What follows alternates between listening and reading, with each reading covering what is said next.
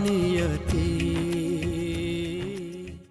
अपने बाबा जी है ना, वो हरिद्वार से वापस आ गए। अब कम से कम है अंबर और नियति को उनके पांव पड़वाने तो ले जाना पड़ेगा ना। भारती, आखिर मेरा पीएफ लोन पास हो ही गया। अच्छा ये बताइए, आपकी दुकान में कोई सेल चल रही है? हमारी दुकान में तो कोई सेल नहीं चल रही। भैया सामने 50% का डिस्काउंट लगा है, वहाँ जाकर हम देख कर आते हैं। आजकल ऑफिस में बहुत ज्यादा काम आया हुआ है। गुरुजी के यहाँ पर किसी छुट्टी के दिन पे जा सकते हैं ना? हमें जाना तो कल ही पड़ेगा। मैं इनका मस्तिष्क पढ़कर दावे के साथ कह सकता हूँ कि इनमें पुत्र योग है। यही सुनना चाहती थी मैं आपके मुंह से। किंतु इसमें समय लगेगा, कुछ बाधाएं आएंगी, ग्रहों का दोष है इसमें।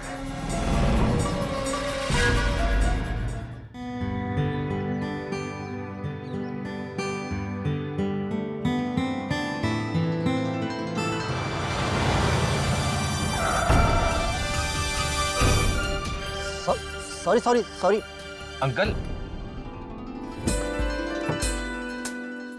धर्म जी, आई एम सॉरी अंकल, मैंने आपको डरा दिया।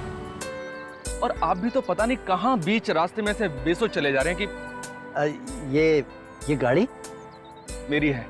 अच्छा, कब खरीदी? अभी अभी डिलीवरी लेकर आ रहा हूँ। पसंद आई ना आपको?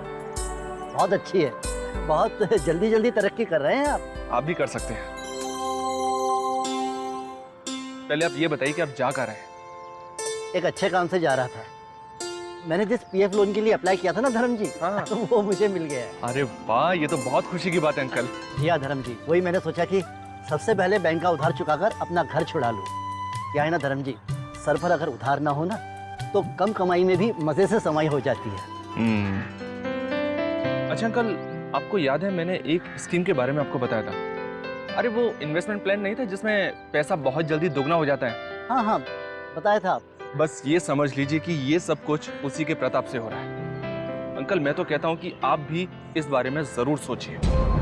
मैं भी जरूर सोचता धर्म जी, अगर मेरे पास इन्वेस्टमेंट करने के लिए कुछ होता तो। लेकिन मुझे नहीं लगता कि बैंक का उधार चुकाने के बाद मेरे पास कुछ बचने वाला है। अच्छा अंकल, एक बात बताइए, आपने जो ये लोन लिया है आप बैंक को किस रेट से ब्याज चुका रहे हैं? 10% से। क्यों? हाथ मिलाइए। हाथ? अरे मिलाइए ना। समझ लीजिए आपका काम हो गया। कैसे? देखिए, अगर आप मेरी वाली स्कीम में पैसा लगाएंगे ना तो आपको 50% का रिटर्न मिलेगा, और उसमें से अगर आप बैंक को ब्याज चुकाते भी रहेंगे तो भी आप बहुत कमा लेंगे अंकल, बहुत। हिसाब लगा लीजिए। 40%? वाकई ऐसा हो सकता है? अंकल दुनिया बहुत समझदार हो गई है। लोग छोटे से शुरुआत करते हैं और उसी पैसे को इधर उधर घुमाकर अमीर बन जाते हैं। आप मुझे देख लीजिए ना।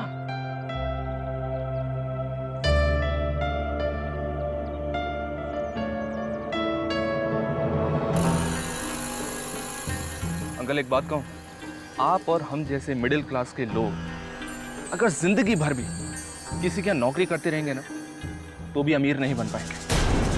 हम लोगों के पास तो बस एक ही रास्ता है, स्मार्ट इन्वेस्टमेंट। मैं तो कहता हूं कि आप भी मेरी तरह इस प्लान में शामिल हो जाइए। कुछ पैसा इन्वेस्ट कर दीजिए, आपके बुढ़ापे का टेंशन खत्म हो जाएगा, कोई चिंता नहीं रहेगी आपको। आपको अन्नी को पढ़ाना है, लिखाना है, कि शादी करनी है तो उसके लिए आपको पैसा चाहिए होगा ना, है कि नहीं? खैर, आप अच्छी तरह से सोच विचार कर लीजिए, फिर मुझे बता देना। चलिए मैं आपको बैंक छोड़ देता हूँ। नहीं अंकल कोई बात नहीं है, बैंक रास्ते में ही है, मैं आपको ड्रॉप कर दूंगा और इसी बहाने मेरी गाड़ी का उद्घाटन भी हो जाएगा। वो तो आप पहले ही कर चुके हैं। अरे मैं तो केवल ड्राइविंग सीट पर ही बैठा हूँ, पहली सवारी तो आप ही हैं। ये आप कह सकते हैं। बैठिए।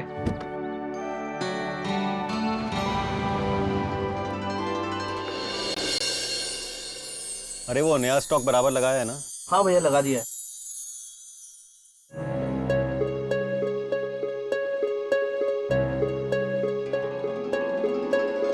नमस्ते आंटी। नमस्ते। आइए आइए, नमस्ते नमस्ते।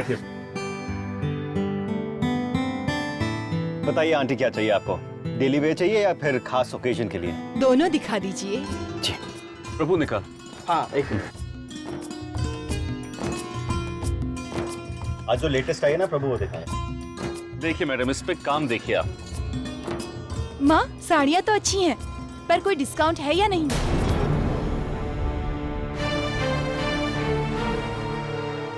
जी नहीं। लेकिन सामने वाली दुकान में तो 50% डिस्काउंट है।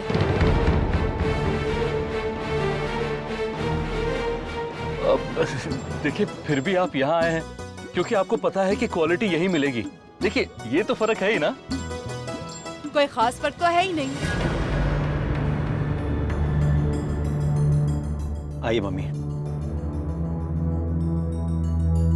हम थोड़ी देर के बाद आते हैं।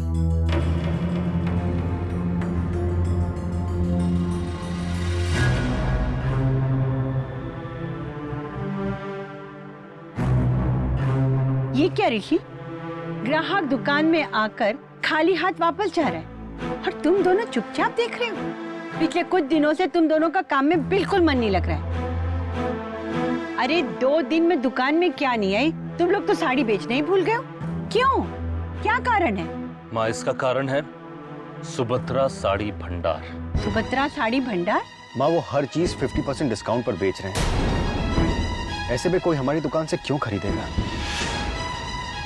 माँ, कहना तो नहीं चाहिए, लेकिन आप तो अलाउ करेंगी नहीं हमें डिस्काउंट रखने के लिए। मुझे तो ये लगता है हमारी दुकान का शटर ही डाउन हो जाएगा।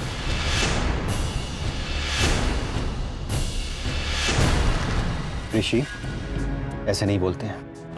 भैया। माँ, लेकिन बात तो सच है ना। अगर हमारे दुकान का माल बिना बिके पड़े पड़े पुराना हो जाए तो हम नया स्टॉक कैसे खरीदेंगे? ये तो वाकई में चिंता का विषय है। कुछ ना कुछ तो सोचना पड़ेगा। माँ, हम दोनों तो सोच सोच के थक गए। समझ में नहीं आता माँ, करें तो करें क्या?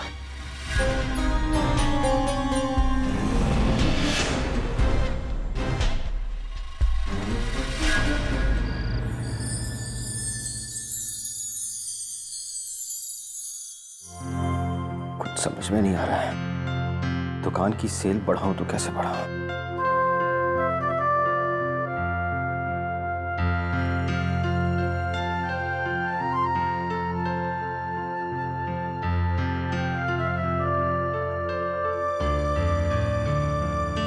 सुनिए, आज भैया का फोन आया था।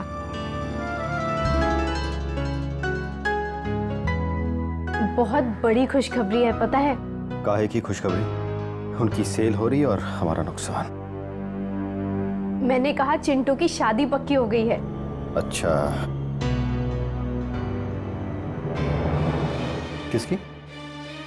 ध्यान कहाँ है आपका? मैंने कहा चिंटू, मेरा भाई, उसकी शादी पक्की हो गई है। अच्छा, तो पहले क्यों नहीं बताया? देखिए, इस बार कह देती हूँ, आपको मेरे साथ मेरे पीहर जाना ही होगा। चलेंगे ना? और यहाँ पर दुकान कौन संभालेगा? वही जिसने आपकी शादी में संभाली थी। रोहिणी, तब बात और थी।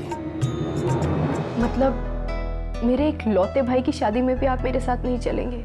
देखो, अगर दुकान ठीक ठाक चल रही होती तो मैं जरूर चलता, लेकिन अभी जो बिजनेस की हालत है उसमें अगर मैं माँ से छुट्टी की बात करूंगा तो मुझे अच्छा नहीं लगेगा। वो सब मैं नहीं जानती, आप माँ जी से बात कीजिए बस। तुम कर लो ना माँ से बात। देखो, मुझ में तो हिम्मत नहीं उनसे बात करने की।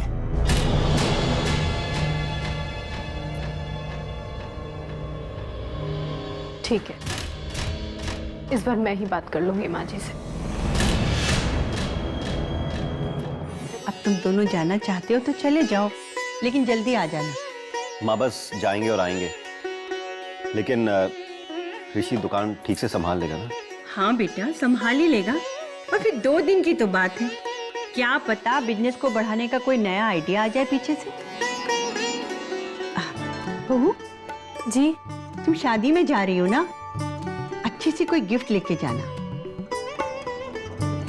लेकिन हाँ, बाजार से खरीदने की कोई जरूरत नहीं है। अंबर की शादी में ना जो तोहफे आए थे ना, उनमें से 2-3 मैंने अच्छे अच्छे तोहफे निकाल के रख दिए। उन्हीं में से ले जाना, समझी? जी। दीदी, आप चले जाओगे ना तो पूरा घर मुझे अकेले संभालना पड़ेगा। अरे तुम्हें अकेले क्यों करना पड़ेगा? नियति है ना साथ में, वो मदद करेगी। पर माँ जी वो तो ऑफिस जाती है। मैं कर लूंगी मैनेज दीदी। वो तो सब हो जाएगा, अभी तो जाके खाना बनाओ।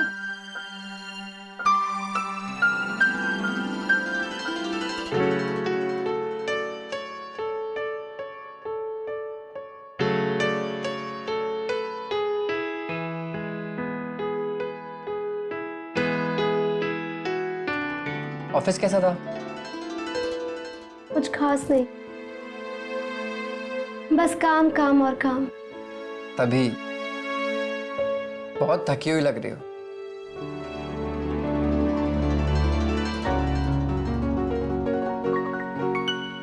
ये लो, चॉकलेट मिल्क शेक है, पी लो खटाखट। मुझे थोड़ा सा कम पसंद है, तुम पी लो। अरे तुम दिन भर काम करके आई हो ना, लो पियो चलो।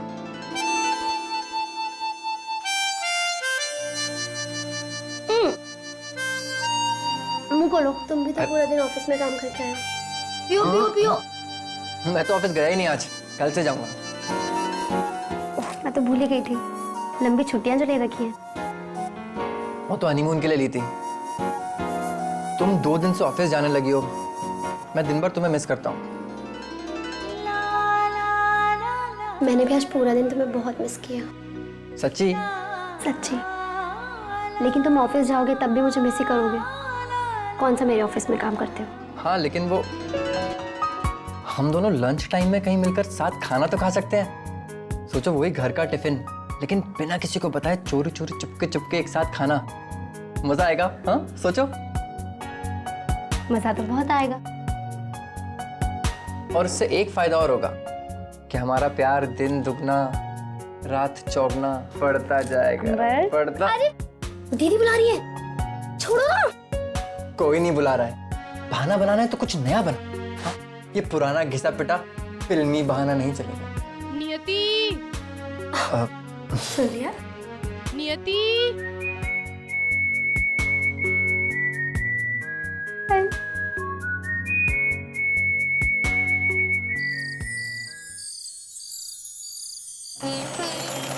अरे आ गए आप? हाँ। मैं चाय लाती हूँ। अरे बैठो भी, चाय वाय रहने दो, चाय तो मैं आज पीकर आया हूँ। क्या हो रहा है? क्या सिला जा रहा है? ब्लाउज? ये कॉल बीडिंग का काम भी तुमने फिर से शुरू कर ही दिया। अच्छा भाई, ये आज इसको धो ही दो।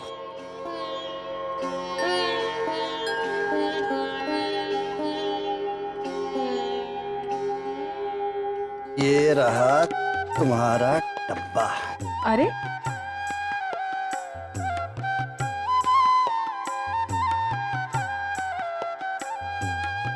अरे आपने पीएफ का डीडी जमा नहीं किया?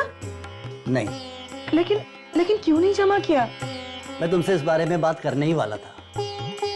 क्या हुआ, आज बैंक जाते समय रास्ते में धर्म जी मिल गए। अरे क्या शानदार गाड़ी में घूम रहे थे वो, और बता रहे थे उन्होंने नया फ्लैट भी ले लिया है। तुम्हें पता है उनके पास इतना पैसा कहां से आया? अरे उसी दाम दुप्पट स्कीम से। उस दिन नहीं बता रहे थे वो एक इन्वेस्टमेंट प्लान के बारे में? भूल गई? मैं नहीं भूली, लेकिन आप भी ये मत भूलिए, ये धर्म जी वही हैं जिन्होंने हमारी नियति की शादी में अपनी जरूरतों की दुहाई दे देकर अपने पैसों के लिए हमें परेशान कर दिया था। और अचानक उनके पास इतने सारे पैसे आ गए। आपको पता है, कोई भी इंसान इतनी जल्दी इतना सारा पैसा सही तरीके से नहीं कमा सकता। कमा सकता है भाई। भारतीय आजकल सही ढंग से पैसा घुमाओ ना तो बहुत अच्छे रिटर्न्स मिल जाते हैं। भाई मुझे तो धर्म जी की बात अच्छी तरह से समझ में आ गई है। लाओ मैं तुम्हें भी समझा दूं। मुझे नहीं समझना, और भगवान के लिए आप भी उनकी बातों पर मत आइए। मुझे तो ये पूरा चक्कर ही गलत लग रहा है। और सच पूछिए तो ये आपके धर्म जी, ये तो धर्म जी पूरे के पूरे गड़बड़ लग रहे हैं मुझे। अरे इससे तो अच्छी है जीवन आनंद LIC की पॉलिसी। मैच्योरिटी क्लेम के बाद भी जिंदगी भर इंश्योरेंस का भरोसा। मैं तो कहती हूँ आप वही ले लीजिए। इतने सालों से LIC ने हमें भरोसा दिलाया है कि हम बेफिक्र होकर उस पर विश्वास कर सकते हैं। आप ये धर्म के चक्कर में मत पड़िए, उसके ऊपर विश्वास मत कीजिए।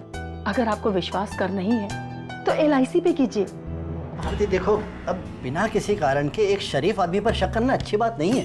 अरे ये मत भूलो, ये वही धर्म जी हैं जिनके पिताजी ने मुसीबत के समय में पैसे देकर हमारी कितनी मदद की थी। उनकी बात मत कीजिए, वो तो एक देवता इंसान थे। अरे तो धर्म जी उनके बेटे हैं भाई। देखो, मुझे तो धर्म जी पर पूरा भरोसा है और मुझे यकीन है कि धर्म जी मुझे कभी धोखा नहीं देंगे। फिर भी कुछ करने से पहले एक बार आप शास्त्री भाई साहब से सलाह तो ले लीजिए, वो आपसे ज्यादा दुनियादारी जानते हैं। तुम भी हद करती हो भारती। भला कोई समझी जी को बताता है क्या कि मैंने घर गिरवी रखकर बेटी की शादी की थी, हैं? और कल को नियति को इस बारे में पता चल गया तो तुम भी। खैर, फिर भी अगर तुम्हें लगता है तो मैं इस बारे में किसी और से सलाह कर लूंगा। खुश? अब मैं जरा हाथ मुंह धोकर आता हूं।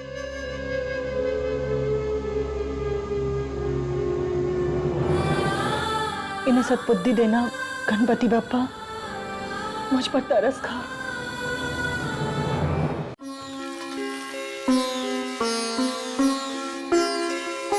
ये लो, ये भी डाल दो। बड़ी बाबूजी को करेले का जूस दे दिया था? दे दिया। नियति, दाल में धनिया जरूर डाल देना। जी। और हाँ, ये लौकी बना लो लंच पे। जी। अरे माँ जी, आप बाबा जी के पास गए थे, क्या कहा उन्होंने? मैं तो भूल ही गई पूछना।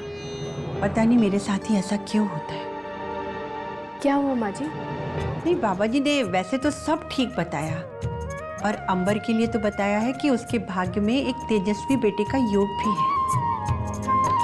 अच्छा, लेकिन क्या माँ जी? उस योग को पाने के लिए बहुत वक्त लग सकता है और बहुत सारी कठिनाइयां भी आएंगी। ऋषि के लिए तो मैं पहले ही परेशान थी और अब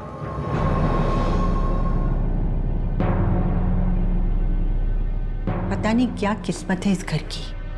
अंबर की कब औलाद होगी और कितनी मुश्किलों के बाद होगी नहीं जानती। और ऋषि, पता नहीं उसके भाग्य में संतान का सुख है भी या नहीं।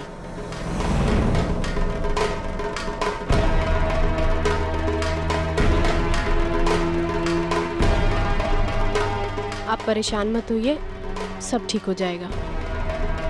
एक गिलास पानी दे जाओ, गोली खानी है।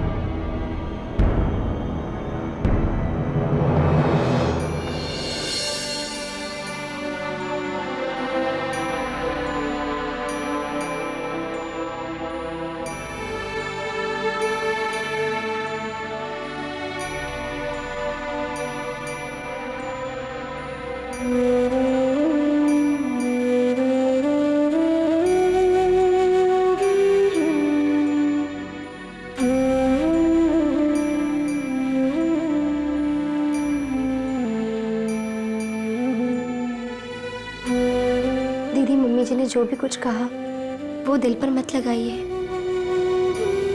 उनका कहने का मतलब ऐसा। उनका कहने का वही मतलब था नियति। वो ये मानकर बैठ चुकी हैं कि मैं कभी मां नहीं बन सकती।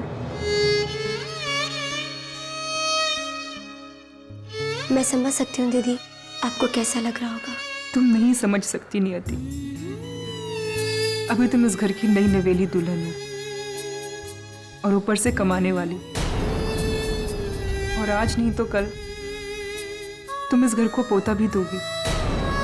मेरी बात और है, मेरे लिए तो इस घर के फैसले कभी नहीं बदलेगा। 1 रुपए का नुकसान नहीं सहा गया है मेरे लिए। माज ने तो आज तक मुझसे सीधे मुंह बात नहीं की। मेरा तुम्हारा कोई मुकाबला नहीं है, पर ये मत समझना कि ऐसा हमेशा चलने वाला है। इस घर की हवा कब बदल जाएगी तुम्हें पता भी नहीं चलेगा। माँ जी के नियम और कानून तुम्हारी भी खुशियां खत्म कर देंगे और तुम कुछ नहीं कर पाओगे, कुछ नहीं कर पाओगे।